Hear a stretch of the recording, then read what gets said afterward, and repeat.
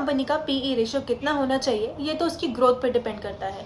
PEG ratio हमें company की growth and PE ratio में रिलेशन बताता है। पीईजी की फुल फॉर्म होती है price earning to growth ratio. तो चलिए इसे समझते हैं। पीई रेशियो का फॉर्मूला होता है price per share divided by earnings per share and PEG ratio का फॉर्मूला होता है PE ratio divided by growth rate of future earnings. अगर किसी भी कंपनी का पीईजी रेशियो लेस देन 1 है तो इसका मतलब उस कंपनी का स्टॉक अंडर वैल्यूड है एंड आप उस स्टॉक को बाय कर सकते हैं। इस स्टॉक का पीईजी रेशियो इक्वल टू 1 है तो इसका मतलब वो स्टॉक अपने फेयर प्राइस पर है और आप उसको बाय कर सकते हैं। लेकिन अगर किसी भी कंपनी का पीईजी रेशियो मोर देन 1 है तो वो स्टॉक ओवर वैल्यूड है एंड आपको उस स्टॉक को सेल कर देना चाहिए। इससे आप सेम इंडस्ट्रीज की डिफरेंट कंपनीज में कंपेरिजन कर सकते हैं। इससे आपके फ्यूचर रिस्क भी कम होते हैं एंड आप इसको लॉन्ग टर्म इन्वेस्टमेंट के लिए यूज कर सकते हैं। लेकिन ये जरूरी नहीं है कि आप पीईजी रेशियो को ट्रैक करके हमेशा प्रॉफिट ही अर्न करें, बिकॉज ये डिविडेंड्स को कंसिडर नहीं करती। हो सकता है कि स्टॉक की फेयर वैल्यूएशन ना आए क्योंकि ये स्टॉक की फ्यूचर ग्रोथ पर बेस्ड होता है एंड फ्यूचर फोरकास्ट तो गलत भी हो सकते हैं एंड जरूरी नहीं है कि फ्यूचर ग्रोथ भी पास्ट ग्रोथ के जैसा ही हो।